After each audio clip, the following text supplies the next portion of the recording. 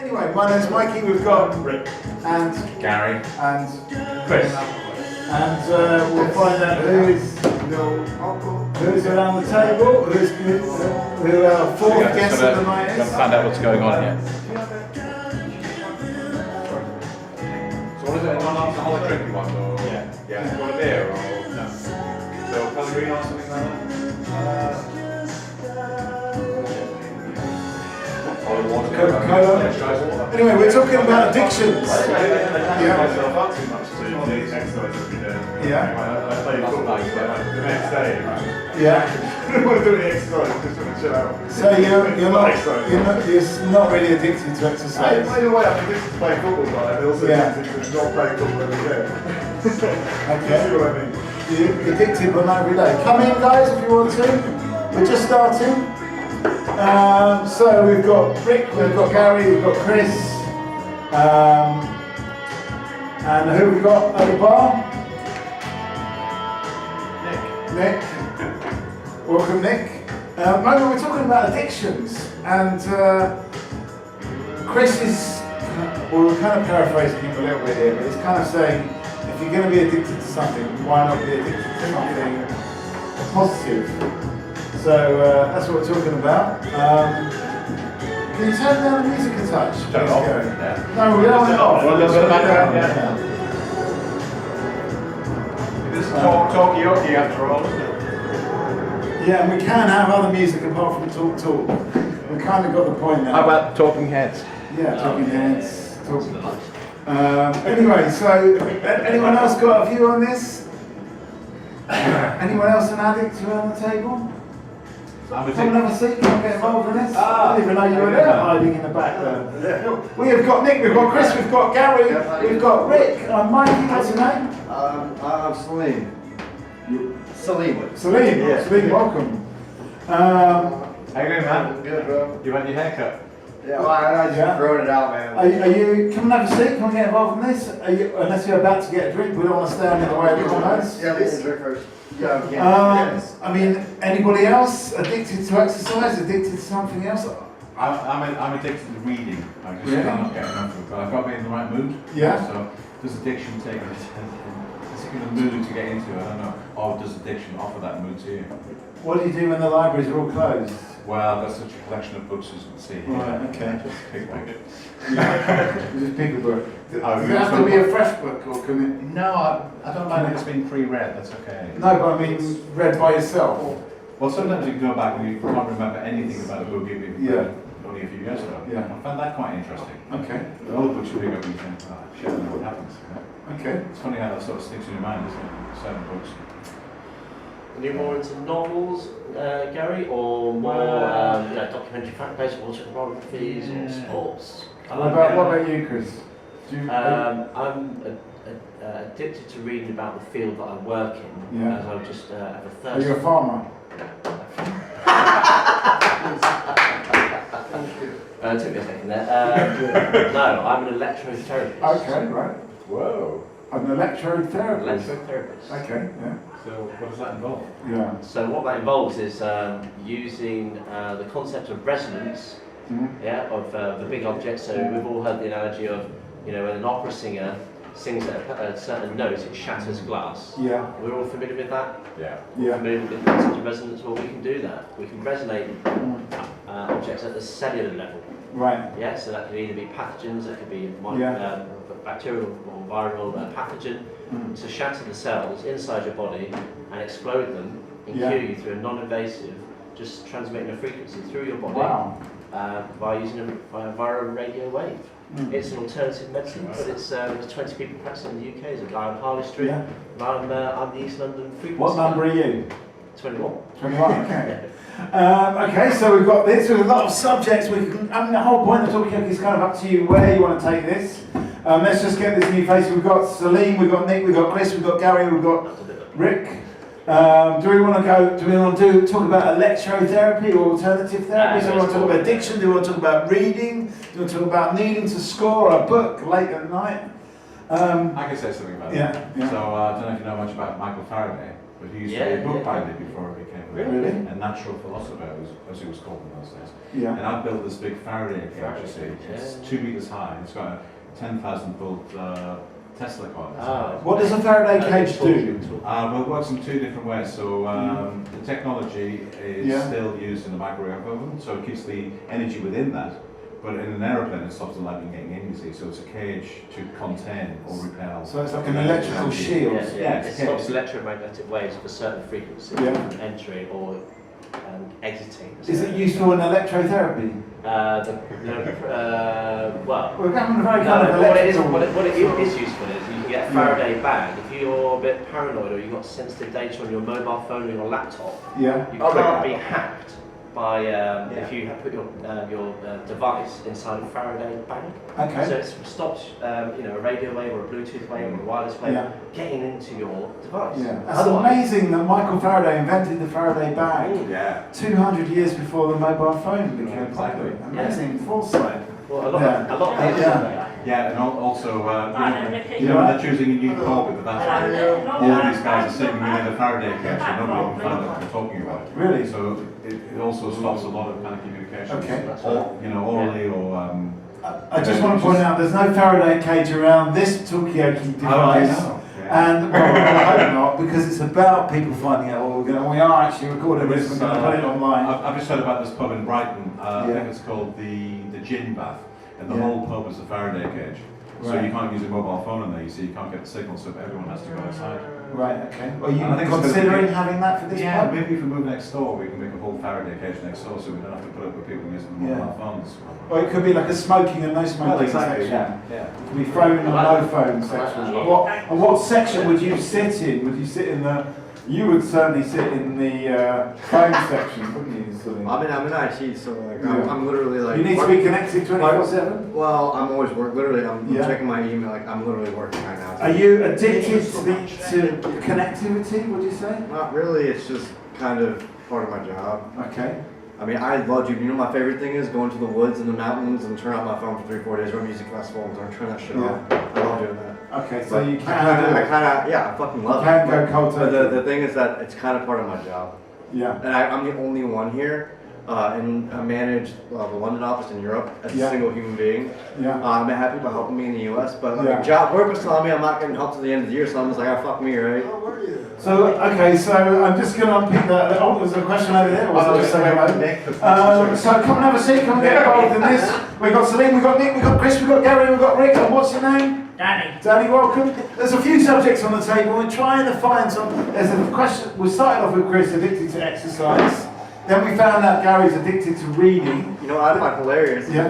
I would find this so funny. I'd love to have like the entire world EMP'd and just watch all these fucking like 17-year-old rich girls be like, my Instagram, I'd just be like, oh my god, just like watch them. Be like, this would be fucking hilarious. So what? So you have to. So you would like to what? Drop in on the. I don't want to do that myself. I just find it really entertaining. I would not want to do that. Okay. No intention. I'm just So saying, if we, I would find it really funny to see people that are like, oh my fucking god. I'd be like, dude, I've been on Facebook for like three years now. Yeah. Because after my dumbass president, that fucking idiot Donald Trump got in office, I was just like, I'm done with this. I'm done. I'm so done. Because I've been off. But I would find it very entertaining to see where it went. The people would just be losing their shit. Like, I gotta talk to people now. Yeah. It's like, so in a way, what you're talking about is a kind of world where you can. Whoa, what's going on? That isn't good. We need. We say. We need. Everything's electrical. Sorry, we just got a bit of a loose connection there. You're just gonna have to bear with us on that one. That's gonna happen. It sounds they like make it all night. Anyway, so a one-man band, perhaps. So I just want to expand your concept of like kind of surveillance for everybody, that everyone can just drop in everybody else's kind of conversation, and that would just be your sort of vision of the future. I don't know. You don't know about that, okay? Dan, have you got any views on this? Anything about addictions? Anything about? I think you know mine already. Well, I might, but other people may not. The McDonald's one. Yeah. Okay, tell us a little bit about that. Well, we're vetted for every day for 25 years. And, Okay. Yeah. So you would say you're addicted to McDonald's? It is Having an a addiction. Yeah. Okay. Yeah. That's interesting. The sound is It's off. I know, I think I turned it off because I think it's interfering actually. Oh, right. So that's deliberate bit. Okay, I'm doing just But- like this is not the. Oh, that sound is Yeah. off. Oh, okay, now. Okay, there. How about that now? Is that working? Yeah. Okay. Yeah, that's it. Okay, all right. So, no, I don't know what's going on there, but we'll have to. Hello, test. Rick. Okay. This is like within my realm of what I do at work, where it's like. Yeah. What do you actually do? I'm an IT engineer, but Yeah. part of this is like. But how come you're the sole person Oh, well, in the UK? Because I was the first person they sent. The company it was formed in '99, only busted out of startup to public like a year. Last year, it's actually like mid 2016 or some shit like that. Yeah. And I was the first one they sent here. Everything was broken. Like, oh, it was so bad. But I was the first one they sent here. Well, what does your company actually do? We build business process management software. So all the shit you do on paper that you would do manually, we build an application to do it on your phone, or tablet, or desktop. So like this is the application. We use it at work. It's just a blank screen for it now. Well, it's loading. Okay. All right. So where do we want to go with this? What do we want to take this conversation? We want to talk about addiction. We've got some a very interesting array of addictions here, which I think is interesting. Physical addictions and psychological addictions. Physical. Everything can be addicting. You see these idiots that they're like on. I don't know how factual it is, or if it's just actual shitty TV. But you got people that are like, I'm addicted to eating sofas. It's like, yeah, you might die from that. Okay, whatever. Yeah. Yeah. What's that? People that eat foam. Okay. Yeah, it's weird. Yeah. Just you have to eat. Yeah. Comfort eating. Anyway, so what about being addicted to puns? Because I know certain people, friend of a friend of mine is actually addicted to dopamine. Yeah, it's the dopamine hit dopamine of response. the pun. Whatever the hell. Yeah, exactly. Yeah, Whatever and ignites that chemical response, because we're just biological machines that run off of electrical, hormonal, chemical, everything, right? Yeah. I mean, is it the dopamine hit that we're all after? Your physical exercise, your book, your McDonald's? Is it just giving us your social media, not Facebook, Instagram, let's say? Is it giving you that dopamine hit? Is that what's going on? Rick, do you ever get a dopamine hit? Yeah, I'm trying to think what I'm addicted to. I don't know. Yeah. Lots of things. Yeah. Music to some extent. Yeah. Yeah. I guess. Okay. I love music. That's like music, Yeah. dude. Like when I hear good music, you get the goosebumps. Dude, Yeah. yeah, exactly. It's I get that with a chicken McSandwich, you know, like the back of the neck goes right up. But Yeah. it get to that level though, is when you're like Yeah. on the street corner with a crackhead and you're standing waiting for your Uber to come. Yeah. Is my McDonald's coming? Not is it coming? So you get your McDonald's delivered? No, I'm not Like that Uber? lazy. I'd Okay. rather go and get it myself than Okay. I know what's going in it. Okay. All right. Okay, Nick, have you any addictions? Oh, Yeah. how many? Yeah. Do you think it's about this dopamine hit? No, No. no. It's for me. Yeah. For me, it's about changing the way I feel. Yeah. So if I do drugs or alcohol or sex or Yeah. food Yeah. or anything, it fucks with me. Aren't you just describing like somebody's life, though? No, because the difference between someone who's greedy and someone who's addicted is they. Hang on a sec, Salim. Let's just find out what. Sorry. The difference between someone Yeah. who's addicted and so someone who's greedy, for example, Yeah. is that the obsession of the mind. Right. And it's where you keep doing something even though you know it's bad for you, even Right. though you don't want to do it anymore. Right. And you have this compulsion to keep doing it. It's for like, say like if you're gluten intolerant, Yeah. you know not to have bread. Oh, yeah. And most people We'll just stay wouldn't off of have. it, Yeah, but if you're addicted, you would still eat it, even though you know it's bad though for you're you. going to have bad for you, Okay.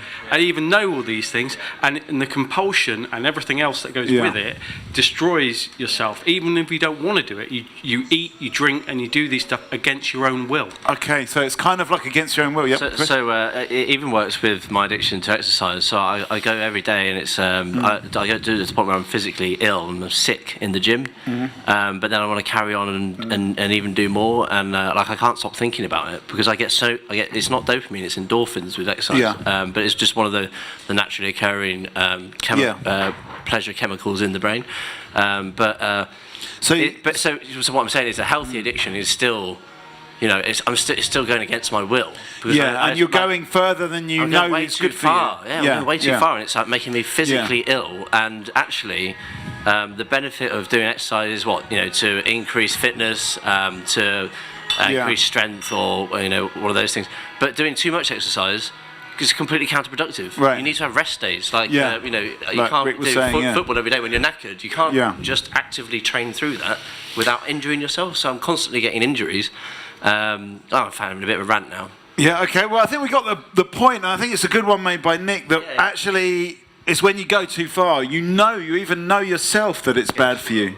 Do you ever go too far with your reading? Do you ever read when you know it's not good for you? When it's not good for you, yeah. I mean, I wouldn't say that's a negative addiction there, really. It's all about sort of getting information, isn't it? Or seeing a different view on the world, but also getting into another world as well, and depending on what you're reading, isn't it? So I can't see really how you could be addicted to reading in a negative way. I don't know. I mean, is it a point where you go too far? Where, say, for example, I don't know, you've got to, let's say, put in a funding bids, which I did get some money today. I was happy congratulations! About that. Yes, let's give a round of applause for Gary. But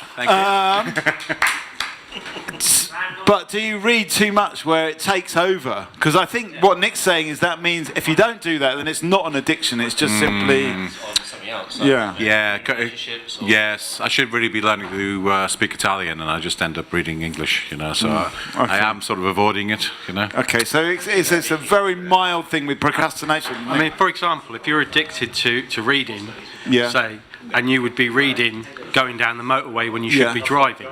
Do you know what I mean? Yeah. Okay. So it'd be like, you're endangering yourself. Yeah. Yeah. I mean, an audio book might be useful for that. Yeah. Or you could be reading in a meeting when you're supposed to be taking notes and stuff. Yeah. And you're underneath reading your manga comics instead. Do you know what I mean? Yeah. You get fired for stuff like that.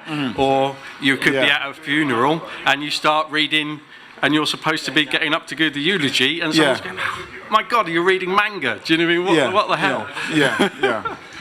I mean, I tried reading on a Kindle, but I didn't like the lack of tactility. When you feel the page between your fingers and you can flick through a book. And also, Kindle doesn't seem to respect typefaces. It's just all in the same bloody typeface, and the illustrations are awful. So, So it's definitely a kind of. It's the book, it's the paper that you're. Yeah, it's being able to flick through it and dip into it and put little page markers in. I don't know how you do that in Kindle. Okay, so it's not. What about audiobooks? No, I don't know. I love podcasts. I like podcasts. So I've really got into those in the last 2 months because it does the work for me. I don't have to sit and read. I got really bad at reading actually. Do you listen to your podcast when you're doing exercise? Sometimes, but normally music. Normally music when I'm doing exercise, but occasionally a podcast.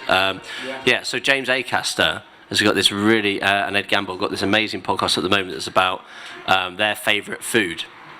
And it's just so funny, but not trying to be. I don't know if you know James Acaster, it's like this massively awesome up-and-coming comedian, totally off-key, and he's a hypersensitive. He's almost autistic.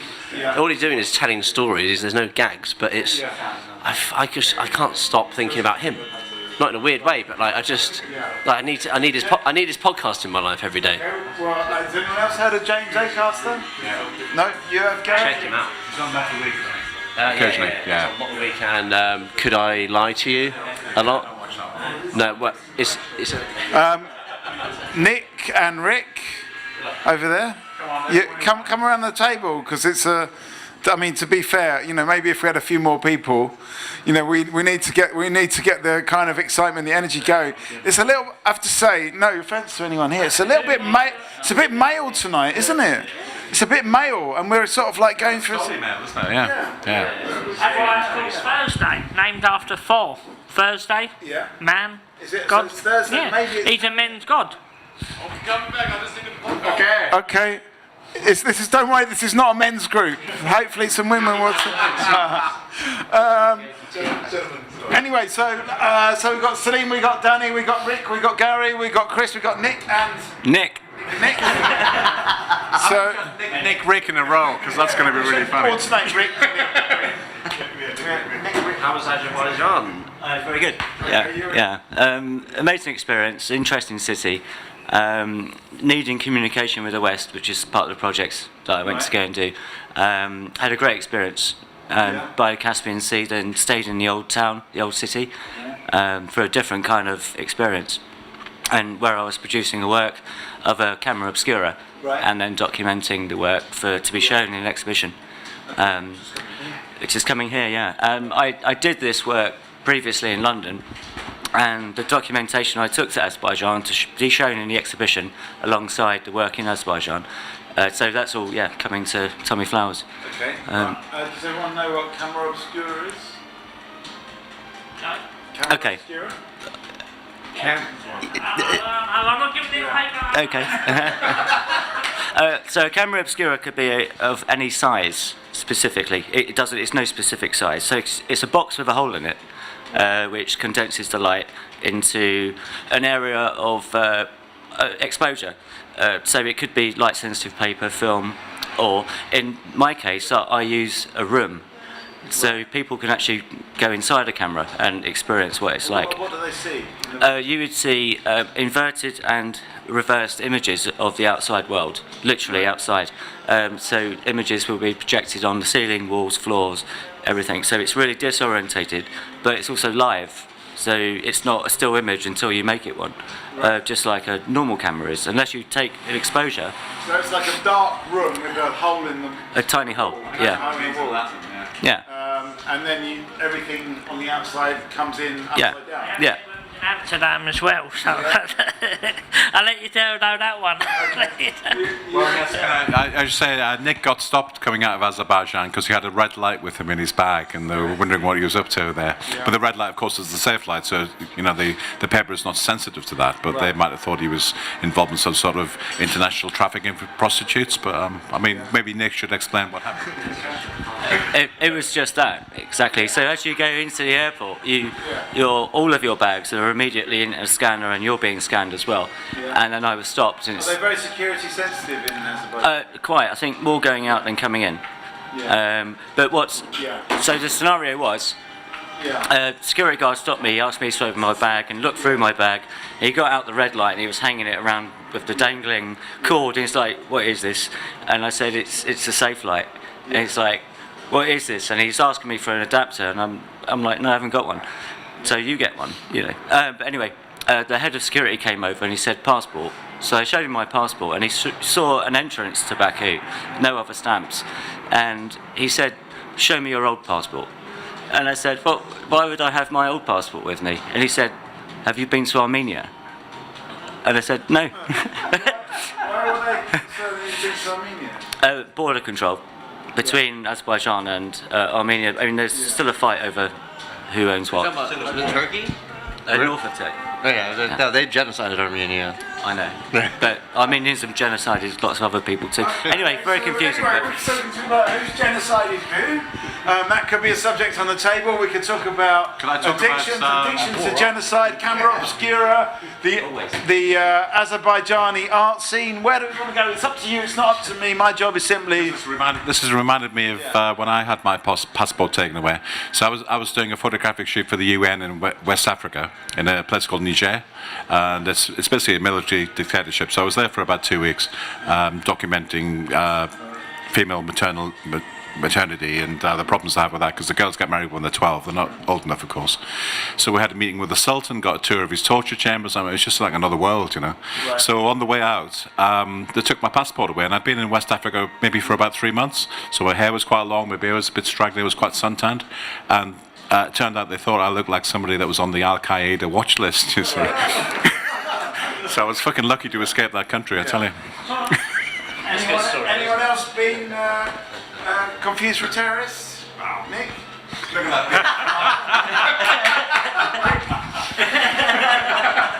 When I get my tan, Maybe when you got more of a tan. Well, I mean, does anyone else have their passport taken away or got caught up? I went through Lima Airport in Peru, and I popped. There's like a 10-hour wait, right? So I thought, I'm going to go out for the next flight to go. So flying back from Cuzco back to Lima, then to go to England. I thought, oh, well, I'm going to go outside the airport. I'm going to have a little look at Lima for a laugh for 10 hours. But I didn't want to pay the tax again to go back in, so I just said, oh, can I have a duplicate ticket? And they strip searched me, put their fingers in all sorts of interesting places in my bag.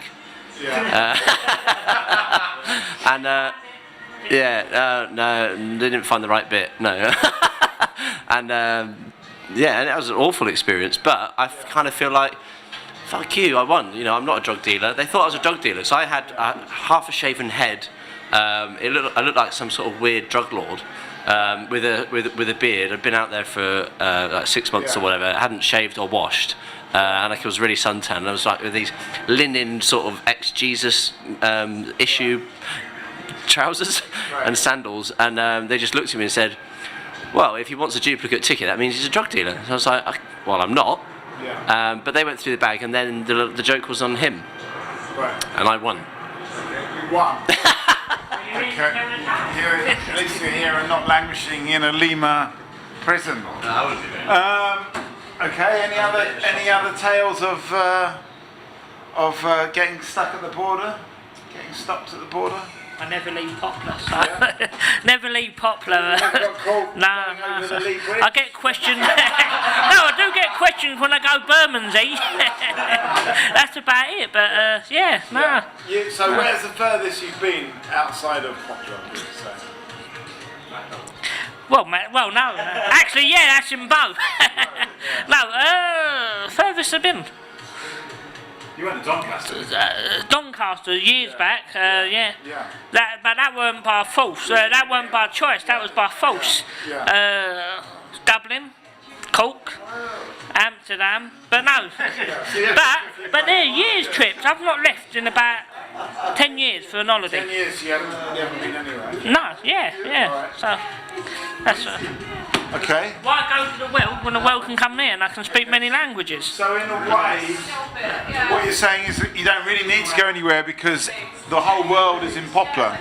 We've got Gilles over here behind the bar, who's from Sao Paulo in Brazil. Hola. So maybe Danny's right. We don't need to actually go to places like Peru when we could just meet Peruvians in London. Well, I'm not quite sure about that. It might be a personal preference. For the last 18 months, I've been raising a young child, and it's confined me to about a mile square radius, and it's been incredibly depressing. It's almost created really bad depression. Yeah, totally. Yeah, because as soon as you go like more than a mile away, she just shits herself, cries, and fucking just wrecks everything. And like, yeah, well, it's the same thing, but everybody just gets really stressed and upset, and like you go for a meal and she's just chucking steak knives at them. It's quite hard to actually, It's just that responsibility that's confined me to this area. Now that she can walk, we might go over to I don't know, Vicky Park. Oh, that's fucking mental. Very much reduced. Yeah. Is she a Cockney? My missus. Yeah. We're scared of leaving the East End. That's what I've got to say. Anywhere else? No, it's just here. Okay. Salim, have you got a view on this? What do you think about? Did you come to London to meet the world to be able to? Oh, I mean, dude, they asked me to come here, but the thing is, I was the company that I work for asked me to come here, but I mean, I've been traveling all my life. I mean, I've been to India twice. I'm mixed race. My dad's from India. My mom is white, born in the United States. So I'm half first generation. Then my mother's parents are first generation. I've been to India twice. I've been to Europe a lot because my dad was in hotels and a concierge. You know the guys with the gold keys, like the really hot high-end ones. So he was able to bring us. This is like the 5th time I've been in London. First time living here. I like it. It's cool. But the thing is that living here, I chose to live in the East End because I didn't want to live with a bunch of posh twats over in like the West End, or I didn't want to be one of those like cultural. It's like, I didn't want to live in some like little like enclave where it's like all Americans. I was like, dude, I want to go somewhere. It's like I think I'm the only American in this neighborhood. I'm like, yeah. Are there American enclaves in London? I don't know. I don't know. Like I wouldn't know, dude. You guys come first. Danny is saying, you're saying that Poplar's becoming posh. Is that what you're saying? It is, yeah. Gentrification, and people don't like to say it, but yeah. Years ago, you wouldn't even get any of this here. You just get trouble, and people were scared of change. But I've lived here. You're saying it's a good thing then it's washed up a little bit. Nah, prices have gone up. They need to come to the shops here and talk to you guys and spend your. Like that's one thing that if I'm coming here as a guest and I'm coming here as somebody, and a lot of people told me it's changed a lot. I feel that it is only right to have me come and try and be a part of the community and spend my money in places. Everything that I can buy at local shops, I do. And I try to be as much a part of this as I can because I think that's just like the right thing to do as a human being. It has nothing to do with race, nationality, whatever. It has to do with being like a human being, a homo sapien who's doing Humans, hang on a sec because we've got a couple of people come around a table of chat. Hang on a sec, Salim, I'm doing my intro now, so this is the important bit. This is where... So we've got Chris, we've got Nick, we've got other Nick, we've got Salim, we've got Danny, we've got Rick, Mikey, and it's actually, to be honest, it's been a very male conversation. We've been mostly talking about feelings. We've been talking about addiction and the troubles with addiction. We've kind of been talking about... We've been talking about dealing with authority. It's been a very male conversation. Anyways, but let's get your name. What's your name? Judah. Judith, welcome. So yeah, I mean, there's a few subjects on the yeah. This is Judith's work on the wall, so I think it'd be interesting to maybe talk about that a little bit. Yeah. We did kind of, because we've heard from Nick, we've discovered he's an artist as well. So there is that thing. I mean, I don't want to put you in the spotlight. The whole point of Talkaoke is it's up to you, everyone around the table, to decide what you want to talk about. So, you know, we don't have to go. But on the other hand, if you'd like to say a little bit about the work. I'm really interested just to hear what other people thought about it first, and then perhaps I'll talk about the meaning that I place on it. Because I feel like when we had the open, the private view, it was very much me speaking to people about my sort of concept, and I didn't actually have a chance to hear other people's views. So I'm really interested. Just to get people to sort of look at stuff and then give their idea without being kind of contaminated. Bit of response theory. Yeah, I'm really interested. Absolutely. Okay, so any thoughts, any initial thoughts off the bat? There was one thing that rose out of that because, of course, anybody who's got any experience of the art world knows what the private view is, but I think a lot of people who walked past thought they weren't invited because it wasn't open.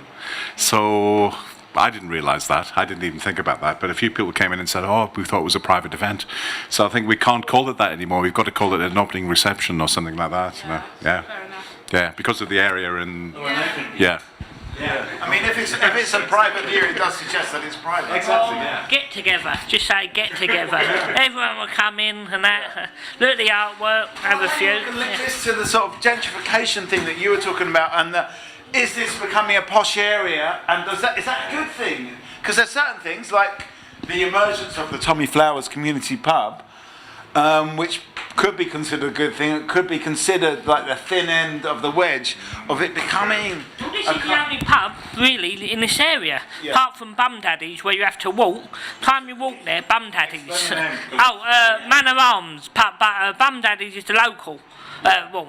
Ex-local, I used to... is that its real name?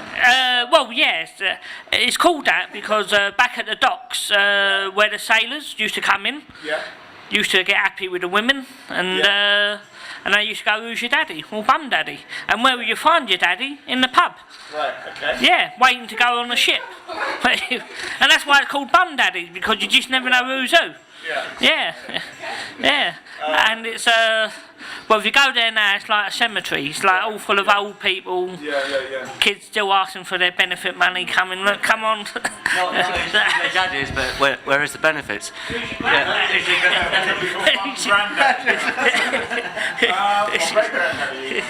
Okay, so that's that. I mean, but what do people think? I mean, not everyone, I don't think, is from the local area, but we've got mostly locals around the table. I mean, is there a good side and a bad side to the change that we're seeing? How do we make it, you know, a more favourable change? Well, it's got rid of the Jeremy Cole lot, that's all I can say.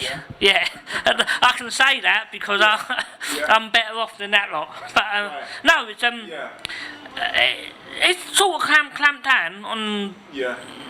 On all the and all the dodgy things, all the wrecking, all the smashing. As I said, you've lasted a year without a smashed window. That's like a medal. You should get that.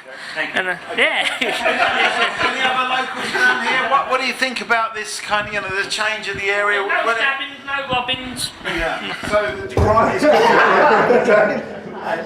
been here for about 11 years. Yeah.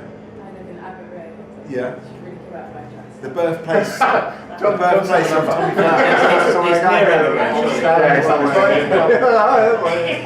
what it is, really. But I mean, Aberfeldy's a big road, so it's not really that specific. Yeah. Just don't say the number. I don't think I have any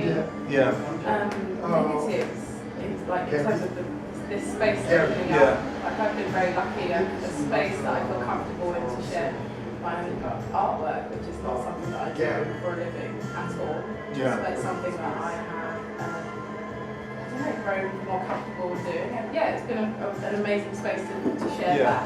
Also, I think this is probably the first year, I would say like last year and the beginning of this year, I've spoken to as many people as I speak to in the area. Right. And know people's first names and people's stuff, and even some of the kids who I've always spoken to the teenagers, but a lot more of the adults have first name conversations with now. So there's a good, you'd say it's a good kind of community atmosphere going on. Yeah, it's a space to. I don't know. Where people can have a conversation and people are not making like sort of have a negative perception of you approaching them, which has been really nice. Do you think in other areas people do have that negative perception that they just automatically think if you're going to talk to them, something's... Yeah, I mean, I don't know. I think we're quite, in some ways, a bit of a divided community, and I guess when you go up to people, people might... I mean, I can only speak from my experience, but might make the assumption that you're going to tell them off or say something's gone wrong or, you know, so this has definitely been, for me at least, a space where I can just have conversation with people, and it's usually light-hearted and fun, and I get to know people, and we get quite drunk, so then people tell me lots of stuff, and I tell them lots of stuff about myself. Then the next day we see each other and everything's fine. Drinking's a bit of a part of it as well. Yeah. Okay, give us a sort of semi-final thought. Okay. I'm coming back. We're talking about the area, I mean, the change in the area. Well, seems like it's a good change. I think what we've done with the Tommy Flowers has been a positive change. And it's made people actually sit down and talk to each other as opposed to passing each other on the street as a passing hello. It's like a couple of people who knew each other from years ago now have somewhere to come and sit, and now they're best friends again. I mean that's a good statement, I think, of what the pub has made. So we're back. I can say from years ago, this high street used to be thriving because it all had its unique own different shop, like from a greengrocer, a butcher, a cafe, tailor's, shoemaker, pharmacy, betting shop. It was just a wide range of shops, and that's the thing that sort of needed here, because everything is, well, it's all just the same, issuing the same, catering for the same sort of people. I mean, do you think that you will ever get that range of shops here? I mean, it's the only high street in the world that's got a pop-up talk show shop, for example. That is unusual. Have you seen the new scam on here? The gourmet burger thing. Last week it was a sushi. How can that be? It's a scam, but people don't know what they're eating and that, or where they're from. Somebody needs to, with all these new flats over here, whoever has the money and the know-how is like, they open up a dry cleaner. All these people are gonna dry clean there. I'm telling you. Is there a dry cleaner right there already? I didn't even know, dude. I didn't even see it. Okay, well now you know where. I know where it is. I didn't see it. It's next to Raja Ramel, I think. Oh no, next to the pharmacy. Next to the pharmacy. There you go. There you go. Look at it. You can clean your shirt, get rid of your... Took in there, to be honest. It's a bit chaotic looking in there. Like the most professional. No offence, dry cleaning people over there, but you know, you could do with a little bit of a makeover, couldn't it? The dry cleaners. But anyway, I'm supposed to be neutral here in the middle of the table, so Rick can just edit that bit out if you can. That'd be good. My point, that's what it was. Yeah. Oh yeah, what's your point? I was just reinforcing your point. Speaking about editing, I did ask you if you could provide me with a sort of small film for something I was doing. And the reason I'm asking that is because we've tried a few things about volunteering, and the more formal we make the volunteering idea, the less people are interested. And what we find is that when people come in and actually offer something off their own back, it's much more successful than us actually going out and looking for it. Yeah. So I would just like to ask people about what they consider to be volunteering. Is it? Yeah. Is it not necessarily just for here, but generally? Yeah. Well, give us an example of the things that people have done, so we can. Yeah, I mean, people have come in and said, "Oh, we can help you out with this or that." I mean, like yourselves. I mean, I would consider you actually. Yeah. Giving us a massive input by what you do, you know. Yeah. So would you wouldn't consider that volunteering, though, would you?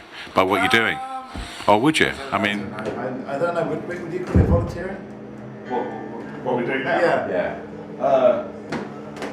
Probably not. Yeah, well, I don't know. It's I'm not sure. I mean, you're offering your services, aren't you? You want to get things going around here, so you are offering something. Yeah, that's true. Well, put something volunteering into is you're a volunteer? Just the very phrase, I think, puts people off. It sounds a bit antiquated, doesn't it? Don't you think? Okay, well, let's find out. Chris is a volunteer. Tell whether you volunteer. Yeah, so every Monday morning for an hour, I'm a digital champion in the Poplar Trust the building. Yeah. It's about a mile over that way. Yeah. And help old people that can't come online to pay their bills and stuff like that, or they're disabled. Post stuff on Facebook, that kind of thing. Yeah, I mean, whatever they want to do basically, but it's more about that basic things like they need to get right. So benefits. administrative stuff. Yeah, and they can't. They're not be able to spell. Right. They might be able to remember what a password is. Yeah. The concept of a username. It's as simple as that. So I sit there and talk them through it. Yeah. And the reason why I do it is because I find it incredibly rewarding actually. Yeah. Like, really, really rewarding to put something back into the local community that I've kind of started to actually like recently. I lived here for about 7 years. I've always felt a little bit detached from it. I've always gone to other bits of town to sort of have enjoyment or whatnot, doing for meals and whatnot. But since the Tommy Flowers come here, I've actually met a few people in the local community. They've actually been there for me in my dining hour of food. Okay. It's it encouraged me to go, oh, these guys are doing something good. Why shouldn't I? So yeah, for an hour a week, every single Monday, pop into disabled old people, just illiterate people that need to get their benefits paid. Okay, so what I'm going to do is go around the table on this one. I mean, we're lucky because we've already done. I don't know what this is. That's your best drum. Yeah, so we've already. I think I've got my harmonica. we've got it covered because we do this. Exactly. Yeah. So we've got the moral high ground already. Exactly. Yeah. And Chris has kind of dumped us with his helping old people online. But I mean, it's not just about what you have done. I think we're more interested in what you could do for 1 hour, 2 hours. Yeah. Judith, have you got any ideas? What could you do? Take it off, put it back on. Yeah, what do you do? Put it back on. Education psychologist. Yeah. Yeah. I work in schools. Yeah. Predominantly with children with special education needs. Mm-hmm. I write very long reports to ensure that children have access to support in school and support them to understand or be able to express what they want to do with their lives. So I feel like I do quite a lot, and that's a full-time job. Yeah. And I'm also an artist. Right. And my art work is conceptual. Yeah. It's usually a critique on. But could you bring these skills here to Aberfeldy Street? Either the art. She does. Yeah. Give it a go.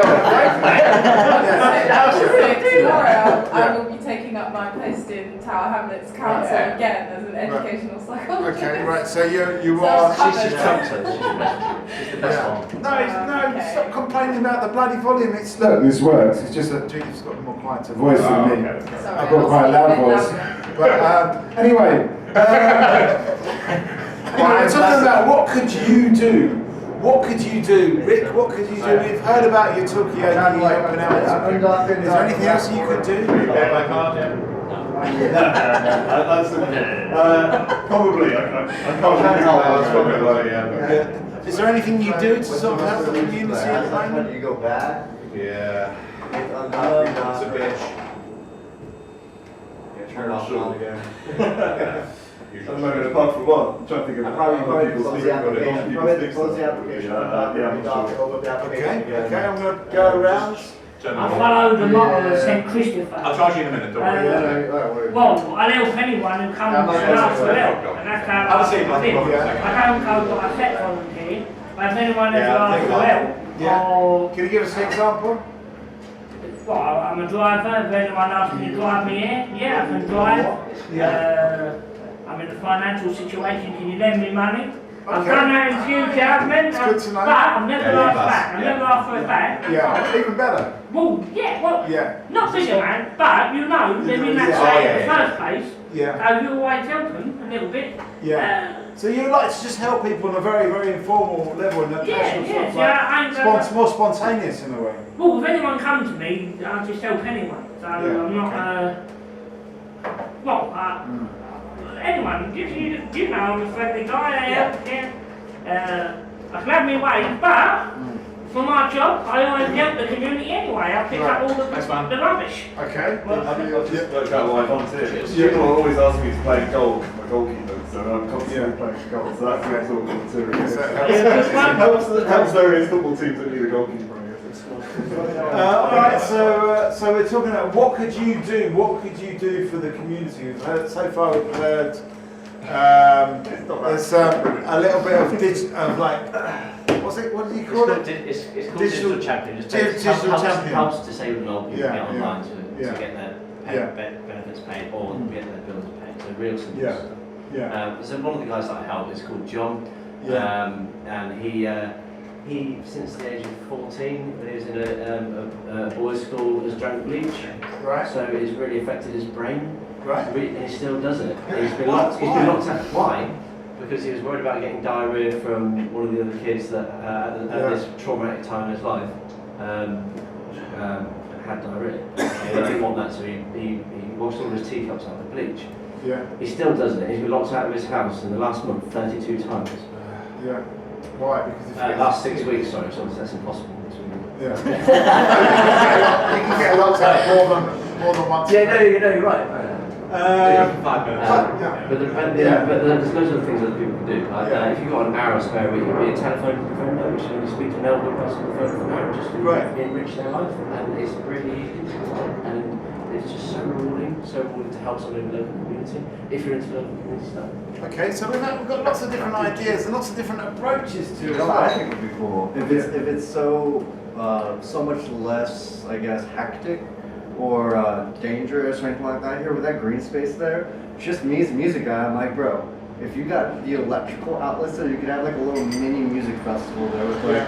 So you want to organise a festival? I don't have time for that. I'm just saying though that like if it's very I could make time, but I mean, like, I gotta make the biggest thing with music is the connections. Back in the United States, I turned 30 next year. Me and somebody tried to start a promotion company, and we figured out how cutthroat the music industry was. Sorry to interrupt you. I'm gonna go home and just get washed, and then I'll just leave for my friend and meet you. Okay, well, come have a seat. We'll see you later on. So we've got Danny, we've got Celine, we've got Nick, we've got other Nick, we've got Chris, we've got Judith, we've got Rick, and I'm Mikey. And at the moment we're talking about what can you do to help the community. I feel like you're kind of stepping back from. I think that'll bring money and exposure in. I mean, in a way that isn't investors pushing people out. That's just me. I have an idea, but I do know about the music industry that artists that's really shitty are considered property by certain promoters. And I remember when I started a promotion company, we're like, we're gonna book this artist, and people were literally like, no, that's our property, and like fired some people for that. But I think I can see some potential for that there in a way that wouldn't be like buying out. So you'd like to see that as a little sort of informal music stage? That'd be cool, man. You look at already set up. Yeah. One every summer. That'd be cool, man. Could you get involved one day? Hell yeah, dude. It's like, do you know when the next one is? Probably August, end of August. That's always like the last bit back. Okay. But at the moment we're talking about what can you do? That's what we're talking about at the moment. What can you do to kind of put into the community? It seems like Chris out there is smoking a cigarette right now. He's putting air into the community. Yeah, he's warming up the street with his cigarettes. But we're talking about what can you do? We've got you've been dropping a few gags today, haven't you? So we've got a new face to say, what's your name? Amit, welcome. We've got Nick, and we've got Celine, we've got Danny, we've got Rick. I missed my name. And that's it for now. My name's Mikey. I guess right now, I mean, it's Gary started. You started this off, Gary. I know that you run a community pub, but what could you do aside from that? Gary, what could you do aside from that? Turn on the charm. Give us a few more ideas, because that's what we're looking. But that's what we're talking about. You've come at a bit of a difficult time. People are just. It's not. There's no commitment here, but people are just talking about what they could possibly do. Actually, we missed out on Nick and Nick. So Nick, what can you do, Nick? I do quite a lot already. Just by working here, actually. I talk to people, or I let people talk to me. So if they want to sound off about something, I just like to keep them in a calm situation and making sure it's cool. And lots of people just keep coming back for So the actual act of talking. just conversation and letting people vent out some shit and just maybe just keep calm about it, think about it logically, try and help yourself, and if there's something I can do, I'll help you. Cool. Yeah. Okay. That's how you can volunteer. Volunteer your ears for people. Volunteer your ears. Be a volunteer. Just being present somewhere and being available at a location that is a community hub. There you go, mate. Okay, well, I'm not sure if Danny's going to eat this because it's not from McDonald's, but we'll see. Anyway, we're talking about what you can. Nick, any thoughts about what you could do? Well, my job makes it difficult. Because at the moment I'm working away from home. Right. But that's all right, because while my colleagues are getting pissed up, I go off to meetings. And so yesterday I did 3 meetings, and it's good. I spoke to Alcoholics Anonymous. Right. So I was good. I spoke to some newcomers. We just talked about my experience and helped them. Hopefully, they might ignore me or whatever. It's not my business. So in a way, it's a bit similar to the other Nick, in that you actually talk to people and listen to people, offering your ears in a way. Yeah. And you offer practical solutions. Yeah. When people go, I really want a drink, I say, well, have a drink of soda or something like that, because you might just be thirsty. Do you know what I mean? And just practical stuff, really. It's interesting what you're saying, bringing back your addiction, where and talking about you work at Alcohol Anonymous and you're doing something. Just talking to people helps so much, because the Alcohol Anonymous group gives them somewhere to be a part of something. There were legitimate double-blind scientific studies done with rats and cocaine, and the rats that chose cocaine, once they had the ability to converse with other rats, it's obviously they use rats that can't test on human beings, but basically a lot of people become addicted to a substance because they're replacing human interaction with a substance, because they don't have a girlfriend, they don't have parents, they don't have friends, they don't have a community hub to go somewhere like a church or anything like that, so they choose alcohol, they use drugs or anything like that, and replace literally the endorphins that they receive from human interaction with drugs. Okay, so some of the worst addicts I know are actually quite social people. Right. And they don't shy away from communicating. Yeah. Is it part of the sort of addiction that it's kind of the socialising? Is it some kind of weird addiction in itself, the socialising? No, because what it is, well, from a lot of people, you wouldn't even know they got an addiction. Yeah. But like when you just said they got no friends, they got no family, no support. There's people there with the support. Yeah. But they're addicted anyway to drugs. It's just. But, and what I'm getting there's a social side to it. But I mean, I don't know. I guess because I've kind of gone around the table with this "what can you do" question. I feel like I should keep going with it. But there's a lot of threads that we could, go back to on this one. Well, we started off. I'm just going for a bit of a run through. We started off talking about Chris, who was addicted to exercise, and we started talking about addictions.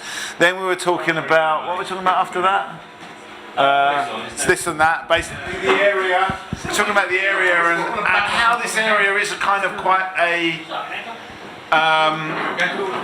a sort of like community sort of area. And then people talking about what can you actually do for the community and what kind of things can you actually, and it turns out most people are already giving to, it might be just the sort of people that come to Talkaoke are the sort of people that give, but it seems that most people around the table are actually those sort of people that give. I've actually never been to All Saints before in my life, so it's the first time I've come. First time in the community, yeah. Okay, well, welcome to the community. Yeah, I was invited. Hello. So, we didn't get your name. What's your name? Naz. We've got Amit, we've got Nick, we've got Salim, we've got Danny, we've got Chris, we've got Judith, and I'm Mikey. And who have we got here? What's your name? Rob. Rob, welcome. So at the moment we're talking about what can you give. And I know you've only just arrived here, and it's a bit more abstract than that anyway, because it's a bit like people are sort of realising what they can actually bring to the table, so to speak. And we've got Nick doing the listening, Salim with his kind of music thing, Danny with his kind of spontaneous help in any way that he can. He'll even lend you a fiver if you need it, and he won't ask for it back. Then we've got Chris, actually helps old people get online. And then we've got Judith, educational psychologist and artist. Yep. And then that's pretty much it. Gary doesn't really do anything at all. And then we've got Nick that actually listens. That listens to people. So that's kind of what the spread we've got so far. But we haven't really heard from Naz, we haven't heard from Amit and some of the new people around the table. They've all disappeared actually. But so any thoughts? Anything that you think you could bring to the table? More things for kids. Yeah. Obviously. Yeah. As always. Thank you. It's alright. All the food. That's fine. Just more stuff for the kids. More stuff for the elderly to get out of, their little flats and whatnot, and kind of mingle with people and know that there's people out there who will listen to them. And what can you personally bring to add to that, apart from sandwiches?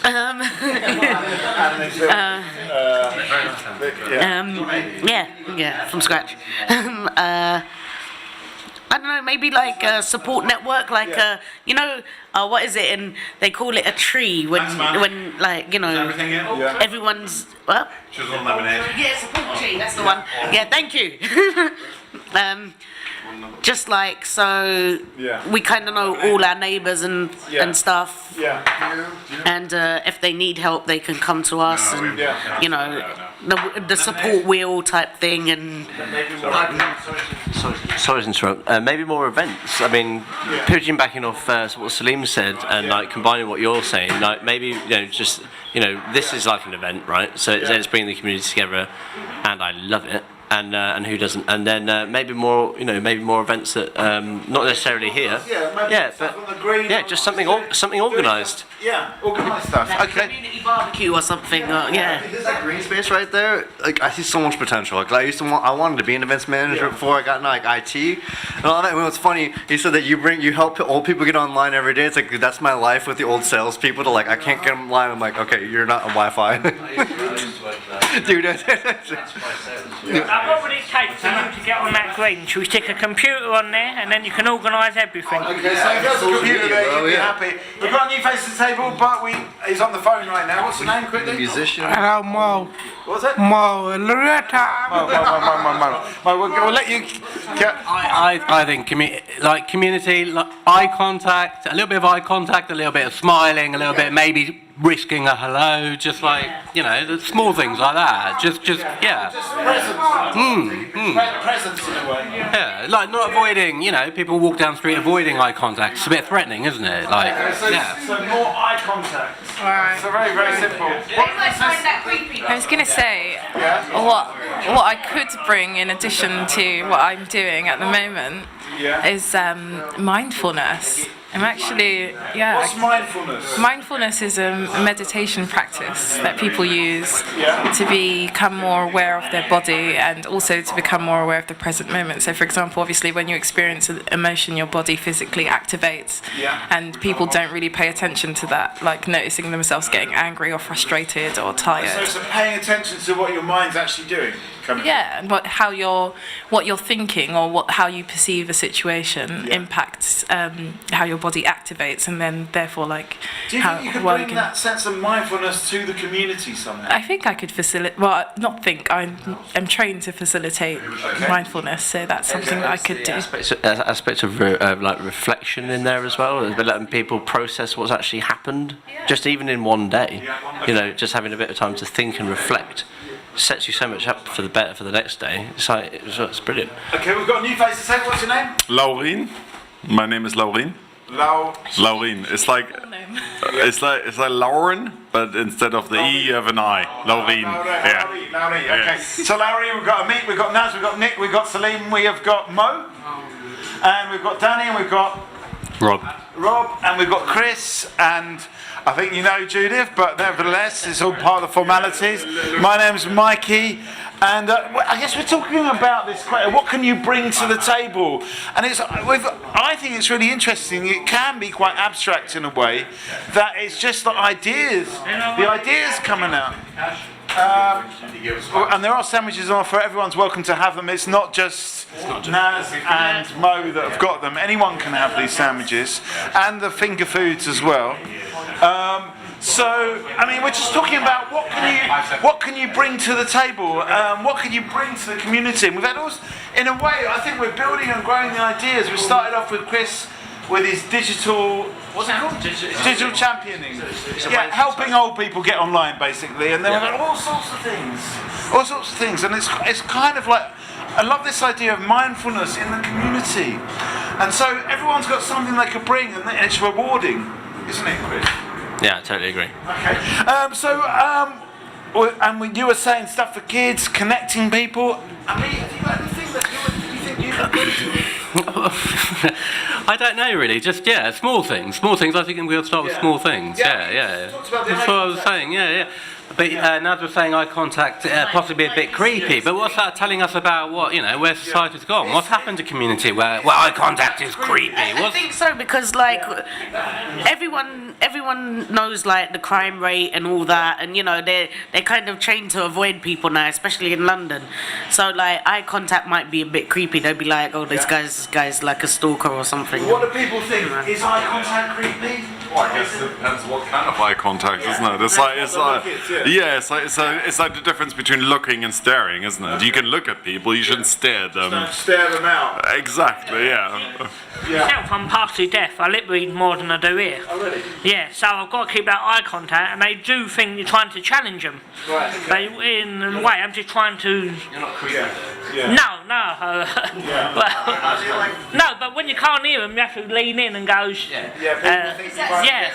Because especially when you're in like a different pub or a club, and it's the music going on, and I almost got into an altercation with someone. Who you keep staring at? So look, I can't hear you. That's a question of understanding. Larry, have we got anything that you could potentially bring onto the table to the community for an hour or two a week, perhaps? I'm generally quite good at making things, so any kind of DIY related things, like that. Generally, time is more an issue than skills, I would say. But yeah, I mean, then also depends. Whatever really. Like I dibble and dabble in loads. You've got lists of things. Alright, so furniture. I've done marshmallows before. Recently, I dibbled and dabbled in perfume making. Really anything, I work for an artist. I make jewelry sometimes. I generally like cooking. So I mean, with everything, I pretty much mean almost everything. Like. Wow, amazing. Maybe we need to come. Das ist gut, ja. Das ist gut. Amazing language skills from Danny over here. There's so many things here. In a way, what we need to give to Larry is some new suggestions of things that he hasn't made yet that he could make. But we didn't really hear from Rob or from Mo. What can you bring to the table? What could you actually bring? I mean, this can be abstract. No commitment here, by the way. No commitment. Because bridges are very good for community, like building bridges, right? That's a little bit of a linguistic joke there. Yeah. Okay, there's actually one over the A13 to get to East India now that it's all closed off there. Apparently there's a new little walkway that's opened up there. But anyway, that's another story. Yeah, there's a new walkway that's opened up to get to East India Dock Station. Where? Just next to the building site. There's a little thing through there. Not from here? Yeah. You sure? We need a bridge over the but we do need a bridge across. Whoever said it, yeah. Anyway, but Rob, what sort of airlift service? An airlift service. That would be quite nice. Okay, you'd go for like an Emirates airline of Poplar. No, not cable cars. I'm talking like a helicopter or something. That would be great. Wouldn't it be a bit boring for the helicopter driver just to be going backwards and forwards across the A13 all day? Yeah, fair enough. But Climate now and a carbon footprint, is it? That's true. It could be an electric helicopter. Okay, but Rob, don't avoid the issue, Rob. What can you bring to the table? So I'm doing some research at the moment in Poplar. So I'm kind of researching a bit now, I guess. Urban regeneration and how people feel That's about how it. This conversation started up because it came from Danny sort of saying, well, it's getting a bit. No, you said it's getting a bit more posh here. Gentrification. But then when it came to examples of what that meant, it was mostly good things. Actually, it turned out to be Judith can express herself on the walls here. This is her exhibition. The Tommy Flowers pub, what's that? Focal point for the community, a way to create relationships and in the local community, rather than just it being a rat run, a stopgap, not even a stopgap, just a place, just a bit of two roads. Yeah. Is actually a place to be that our other local people are here too. Well, see, years ago, this had a nickname, the Aberfeldy Estate. Yeah. But now that's worn off. What's it called? Bum Daddies? Oh no, that's the pub. That's the... Bum Daddies! Anyway, that's from... You're too late. You got here too late. No, You'll have to come to another gig. It was actually called the Village of the Damned. Really? Because we was cut off from the... Is that where they got Aberfeldy Village from? No. Well, probably it's made it to sound nicer. But no, before all this, it was actually called Village of the Damned. Right. Because you cannot get here and you cannot get off. Right, okay, so this used to be the Village of the Damned? Yeah, without trouble being caused or... But over the last, I say 15 years, it has got better. Poplar is a least borough for crime, like murders, rapes, stabbings, muggings. There's none of that. Well, it's about, but not as much as Canning Town, Bethnal Green, Whitechapel, South London. Here, this is actually the best place to live. What would you put that down to? What would you put that down to then? aggressive housing. It is, yeah, aggressive. Because, as I said, the German coal people, they've moved them all off out, and like to Clacton, well, the less well off then. They've moved them out to where it's cheaper to live. To the Clacton, Essex, border places where they can be controlled. But now if you look at Clacton, within the last 6 years, that's gone to where Poplar was. Okay, so basically all the problem people have been moved to Clacton. It used to be, well, no, it used to be nice. People used to love going there for a break away from London. But if you go there now, it's like you're likely to get more chance of being stabbed on a seafront than you are going to be stabbed here. Okay. And what was your research about? Sorry? Yeah, so it's about urban regeneration in Poplar, so how people feel about the changes that are happening and what's going on. Have you been to lots of people in Clacton that got moved? No, but I've heard about this. What's that? Jaywick. It's called Jaywick. There's a place called Jaywick, and that's where all the well, the ex-EastEnders, they've all gone out there. Okay, Mo, what do you think? What could you bring to the community? I just newly moved into Poplar. Yeah. So I was wondering I can make some new friends. Yeah. So friendship, I suppose. Yeah, friendship where we can make new friends and get along and have a good time together. Okay. Have you got any specific ideas about what that could be? Maybe. Because I mean, Salim and Chris were talking about events. Maybe a pub that's open. Yeah. New pub. Yeah, another pub. Expanding this one. Dan, were you going to say something? No. Alright, so where do we want to go? Well, there's a fine line between urban regeneration and gentrification, so, you know, there's a danger there, isn't there? Because that's like, one's about community, one's about kicking out a community, I mean, where in does a way. it go wrong as far as you're concerned? I don't know really, but there's a line there, isn't there? I mean, what does our, I'm sorry, I can't remember your name, but, Danny, yeah. Urban regeneration to gentrification. What do you mean? Fine line, right? You know, where does it go right? Where does it go wrong? Gentrification, people are miserable. Right. They really are. They don't want to communicate. They want to live here, but as you go Bethnal Green, hipster people. Yeah, Shoreditch hipster. Well, if there's any about, I can see a few. But no, but they don't want to. How do you identify hipster? Full. 1, 2, 3, 4.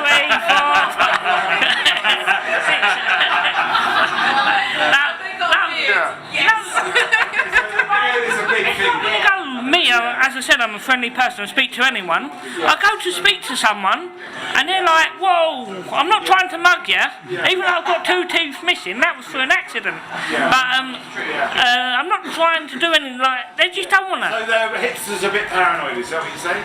They don't want to. They're all about the subject of community, but they don't want to be involved in community. Like, oh, I don't want to mix with you, but I'm different from you.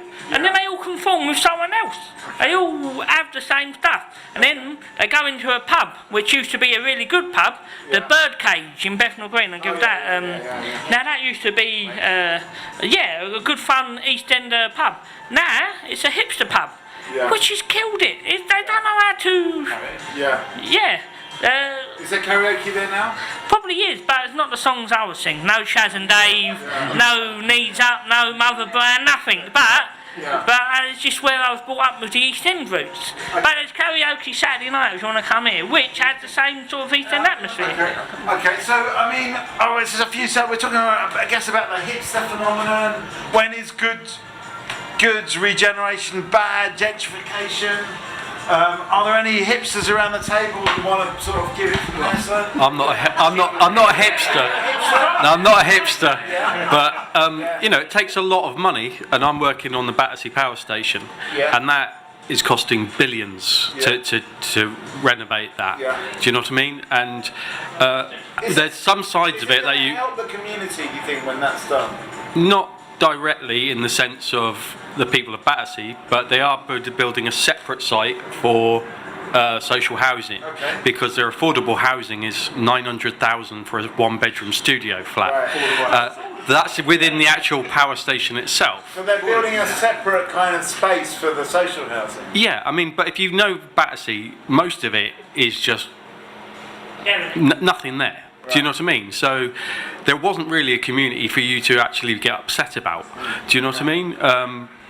But it's bringing in a lot of money, and you can see the differences just around. I mean, you walk from one cheap pizza joint that you get 2 pizzas for the price of $7.95, and next door is a pub that's offering, that's charging like 12 quid for soup and a bread roll.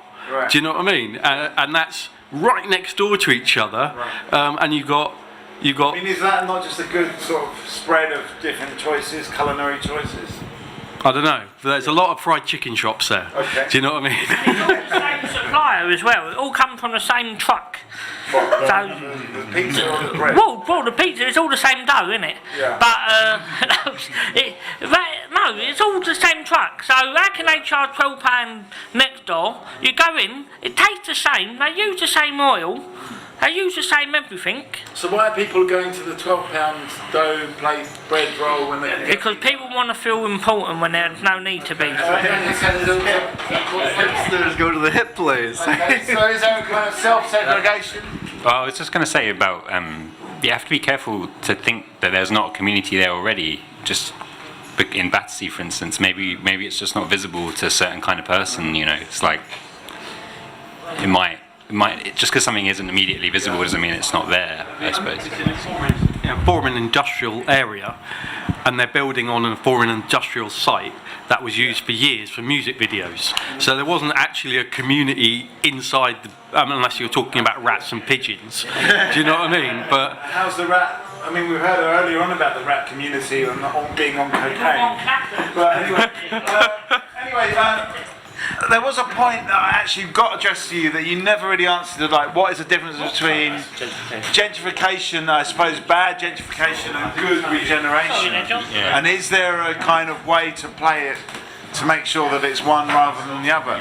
As a researcher on the subject, have you got a view on that? Well, yeah, I mean, once I've written my PhD, then I'll have a better answer. But I think that is a really important question, and I think what's been interesting for me so far is that the word regeneration has a lot of it's been, people react to that quite negatively. Well, in a lot of the kind of writing about regeneration, kind of critical writing, it's sort of a bad word, you know, because it's basically gentrification. But actually, I think people are quite committed to some idea of regeneration. They're really, and that means something different to different people. But what I'm interested in those different layers, really, and how actually, if you think about regeneration, it refers to the past. It's always about kind of, it's about starting from where you are rather than kind of erasing what there is already. So it's sort of, I think, yeah. I'm thinking about these kind of luxury housing developments with social housing, and then they're like gardens and green spaces are kind of walled off from the kind of social housing tenants, and you hear about this all the time, don't you? And it's like they were supposed to have access to, the kids are supposed to have access to those green spaces, and suddenly it's blocked off. So what you're saying is that's the social housing, some kind of developing the social economic kind of apartheid, isn't it? In a way. So is it a kind of economic apartheid when you've got the social housing that's separate from the posh housing? Is it kind of separating people off? Is that an example of kind of community, but it's actually like reinforcing the separateness of people and. Well, it is. Oil and water will never mix. They're just. They want to stay one side. They want to stay another.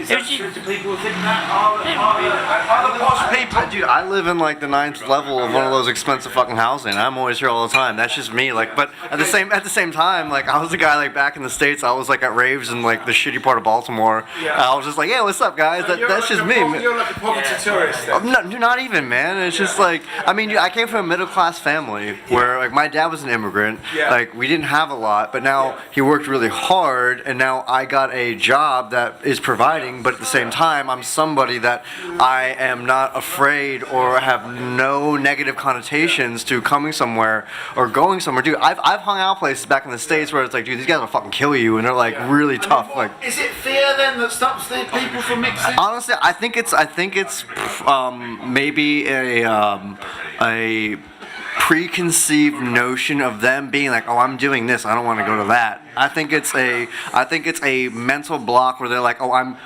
above that. I don't think it's a fear. I think it's the human condition almost. We're like, oh, well, I'm here. I'm working in Canary Wharf. I only do this. I only got a test car. Meh. It's just like, dude, it's the same shit. Like, they're all fucking people. But like, I think it's more of a psychological thing because they're brainwashed to trying to live a life that they're probably never gonna fucking live. Like, I live in Canary Wharf. I work in Canary Wharf. There's dudes that are making fucking billions of pounds, and it's like, yo, look, you're only making that, but they think, oh, I'm here, I'm this, I'm not part of that. It's like, dude, get the fuck out of here. Like, you're more connected to this than you ever will be with that.